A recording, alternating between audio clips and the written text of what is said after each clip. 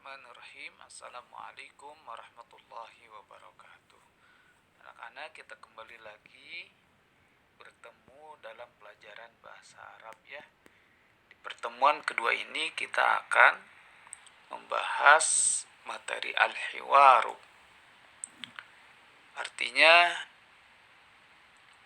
percakapan ya, al-hiwaru. Baik, perhatikan di halaman ke-81 di situ ada kalimat kaifa nadhhabu ilal madrasati.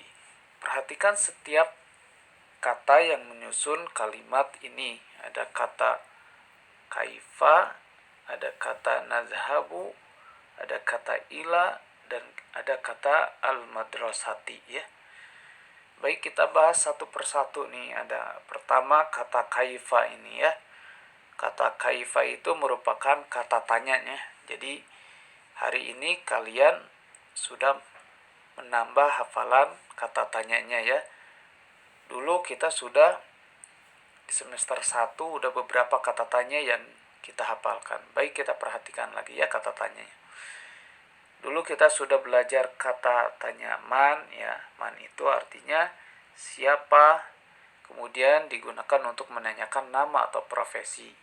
Kalau ditanya misalkan man anta, ana Muhammad. Man anta, ana tilmidun, saya seorang siswa. Contoh itu ya. Jadi pertanyaan pertama dijawab dengan nama, pertanyaan kedua dijawab dengan profesinya atau jabatannya apa ya. Kemudian ada kata tanya ma, dan ada juga kata tanya maza, artinya sama apa ya, tapi penggunanya sedikit berbeda. Kalau ma itu dipakai untuk menanyakan benda ya, contoh misalkan mahaza, mahadhihi, apa ini ya, atau misalkan madzalika, matilka, apa itu. Kalau maza, contoh maza tuhibbun, maza tuhibbina, apa yang kau sukai ya, itu sudah ada di materi pelajaran di semester 1. Kemudian ada kata tanya hal juga ya. Hal itu artinya apakah. Ini kata tanya hal itu hanya memiliki satu di antara dua jawaban, la, na'am atau la. Contoh misalkan hal anta mudarrisun, apakah kamu seorang guru ya, jawabannya antara na'am dan la. Kalau tidak berarti la ya gitu. Kemudian ada kata tanya aina. Aina itu di mana ya. Ada kata tanya kaifa nih, yang hari ini kita menambahkan kata tanya kaifa, artinya bagaimana. Nah, kata kaifa ini digunakan untuk menanyakan cara ya. Dari kata kaifa ini muncullah kata kaifiat ya. Ada kaifiat sholat, tata cara sholat. Kaifiat wudhu, tata cara wudhu. Kaifa nadhhabu nih, tadi kata kaifa sudah kita bahas. Sekarang kata yang kedua adalah kata nadhhabu ya. Nadhhabu itu merupakan fiilnya fiil mudhari. Dulu kita sudah belajar sedikit mengenai fiil mudhari. Baik, kita perhatikan di tabel ya. Yadhhabu, tadhhabu, tadhhabu, tadhhabina, adhhabu, nadhhabu. Kita bahas ini kata nadhhabu. Kami atau kita akan pergi. Baik, kita lanjutkan. Kaifa nadhhabu. Nah, sekarang kata ila. Kata ila ini merupakan huruf jar ya. Dulu kita sudah menghafalkannya huruf jar ya. Kita perhatikan lagi. Huruf jar ada min, ila, an, ala, fi, ruba, bikal. Kemudian li. Dan ada masih belum disebutkan, belum dimasuk di tabel ini. Nah, kata ila itu ada di sini yang kedua ya. Ila artinya ke ya. Ila artinya ke. Ini setiap huruf jar itu akan masuk ke dalam isim. Artinya setelah huruf jar ini akan diikuti oleh isim ya. Karena isim itu diawali dengan huruf jar, maka konsekuensinya atau menyebabkan isim tersebut akan berharokat kasroh di akhirnya. Contoh misalkan minan nasi, kata an-nasu ketika diawali dengan min jadi minan nasi. Sama ya, di sini juga kata al-madrasatu ketika diawali dengan kata ila maka jadi ilal madrasati ya.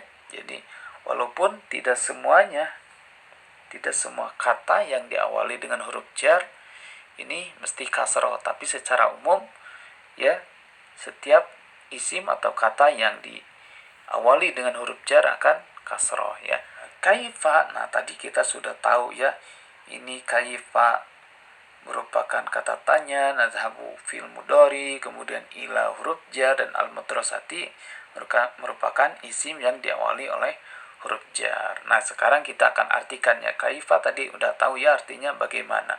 Nazhabu kami pergi atau kita pergi. Di sini nazhabu kita artikan kita pergi ya, supaya pas secara kalimat dalam bahasa Indonesianya. Kemudian ila ke al-madrasah, sekolah. Bagaimana tadi kaifa itu kan cara ya. Bagaimana cara kita pergi ke sekolah? Nazhabu bidarrajati. Harusnya ini darrajati karena bi itu kan huruf jar tadi ya.